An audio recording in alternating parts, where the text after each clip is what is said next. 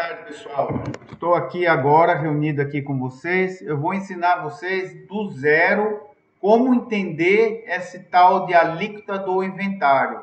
Vou começar a explicar primeiro as competências. Sem isso, você não vai entender definitivamente o que é um teto máximo, por que o Estado de São Paulo quer subir a alíquota do inventário, o Senado também. Parece que na sua cabeça faz uma lambança. Eu vou explicar do zero até você entender o que está para aumentar no inventário. Vou abrir alguns slides aqui e você vai entender. Estou querendo fazer isso em 12 minutos. Vamos lá, então. Deixa eu ver aqui. Ok, está aqui. Aqui nós temos, vamos imaginar, 3 amigos que eles querem estudar juntos. Eles passaram numa universidade juntos e eles alugaram um kitnet. É o Pedro, João e José. Como eles vão morar os 3 juntos nessa kitnet, que tem uma cozinha, um quarto e um banheiro somente. Eles dividiram o trabalho da casa, dividiram, cada um tem uma competência para fazer as tarefas domésticas, porque tem serviço dentro da casa, né?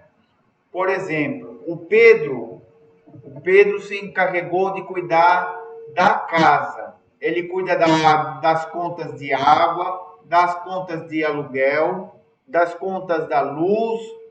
Ele arrecada o dinheiro do João, do José e dele mesmo. E esse dinheiro ele faz a compra para casa, ele vai no supermercado, ele paga água, luz, cuida das trancas das portas, vê se a casa está bem segura, ele cuida das janelas para ver se a tranca está funcionando. Então ele cuida do entorno da casa. João, por outro lado, foi dividido a tarefa para ele cuidar dos cômodos. Ele vai cuidar de dentro da cozinha, de dentro do quarto e de dentro do banheiro. Ele vai abastecer o banheiro com papel higiênico, sabonete. Se tiver algum defeito, ele avisa o Pedro. Ele vai limpar o chão, tudo certinho. E o José, que ele tem uma idade menor, o José ficou de arrumar as camas. Como é sofá-cama, durante o dia o quarto vira a sala e à noite o sofá-cama é armada para eles dormirem, o José ficou para cuidar das camas, dobrar o lençol, o cobertor, trocar o lençol e enviar para o João lavar. Durante o dia ele desmancha a cama e arma o sofá, e à noite ele desmancha o sofá e arma a cama, é um sofá-cama. Assim foi dividido, cada um tem a sua competência na casa. Agora, guarde bem isso. Agora eu vou trocar o slide. Imagina que Pedro é a esfera federal de competência. Então, a esfera federal vai cuidar do todo naquilo que afeta o João, o José e o próprio Pedro. Arrecada dinheiro, divide o dinheiro, paga as contas.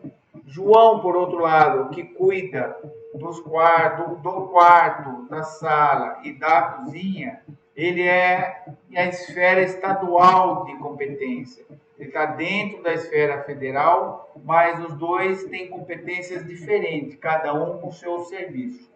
E o José seria a esfera, aqui está escrito estadual, mas é municipal. A esfera municipal de competência, que está aqui em azul.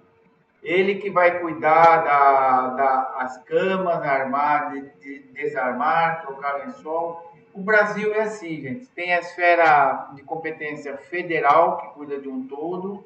Tem a esfera estadual de competência, que são os estados, São Paulo, Paraná. E tem as esferas de competência municipal, que é as cidades que estão dentro de cada estado.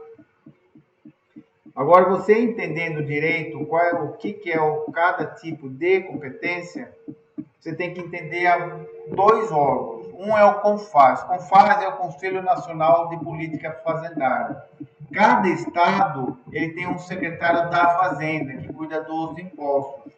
A CONFAZ nada mais é do que um órgão, um conselho com a reunião de todos os secretários da Fazenda de todos os estados. Paraná, São Paulo, Rio de Janeiro, Belo Horizonte.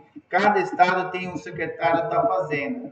E o CONFAZ, ele se reúne, todos os secretários da Fazenda de todos os estados, ele se reúne. Então, você guarda certinho o que o CONFAZ é. Depois nós temos a Assembleia Legislativa. Cada estado tem a sua Assembleia Legislativa, que eles votam e promulgam as leis estaduais. Então, cada estado tem a sua competência e dentro dessa competência a Assembleia Legislativa vai legislar para cada estado. Por exemplo, São Paulo é o Palácio 9 de Julho, localizado na cidade de São Paulo. Lá é a Assembleia Legislativa e a turma chama geralmente de Alesp. Agora vamos entender como está hoje o imposto do inventário. A esfera federal, que é composto pelos três poderes, Senado, o Legislativo, que é o Senado, Câmara dos Deputados, o Executivo, que é a Presidência, e o Judiciário, que são os tribunais superiores. Hoje, o teto máximo, ele é de competência do Senado. O Senado Federal chega e fala, vocês, estados, só podem cobrar 8% ao máximo o imposto de transmissão de causa-mortes, que seria o imposto do inventário. Então, cabe à esfera federal limitar só o teto. Do teto para baixo, cada estado resolve o que eles querem. Por exemplo, Amazonas tem uma alíquota do inventário. O Rio de Janeiro, por exemplo, ele tem uma outra alíquota de inventário, outra porcentagem. E, por exemplo, no Rio de Janeiro, eles puseram o teto máximo, 8%. Mas quem que decide isso? A Assembleia Legislativa Estadual do Rio decidiu de pôr 8%. São Paulo é 4%. Por quê? Porque a Assembleia Legislativa entendeu em pôr não o teto máximo, mas colocar a metade do teto, 4%.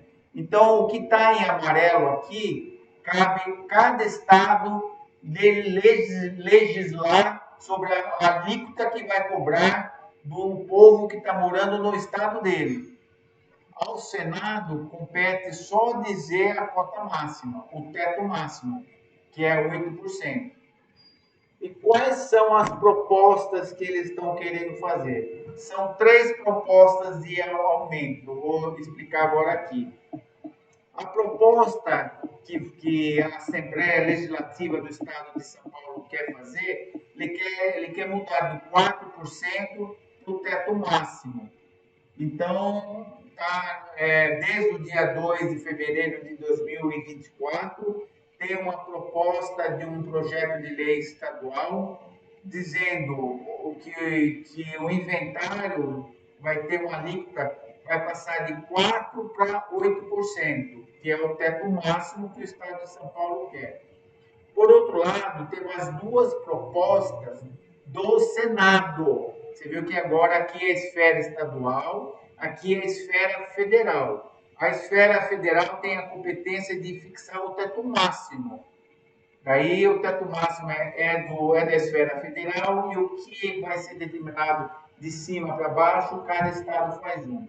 Então tem um projeto de resolução, que é 57 de 2019, que estabelece um teto máximo para 16%. Então, o teto máximo de 8% subiria para 16%. E de 16% para baixo, cada estado resolve a alíquota que ele quiser. Já em 2015, teve uma proposta do CONFAZ, lembra aquele órgão que eu expliquei? Esse órgão ele quer subir essa alíquota para 20%. Então, nós temos o teto máximo no estado de São Paulo de 8%, a alíquota de teto máximo 16% e a alíquota de teto máximo 26%. É como se cabe ao Senado fixar a velocidade máxima da estrada e cabe ao motorista determinar a velocidade que ele quer, desde que não passe a velocidade máxima. A velocidade máxima é o teto que o federal põe.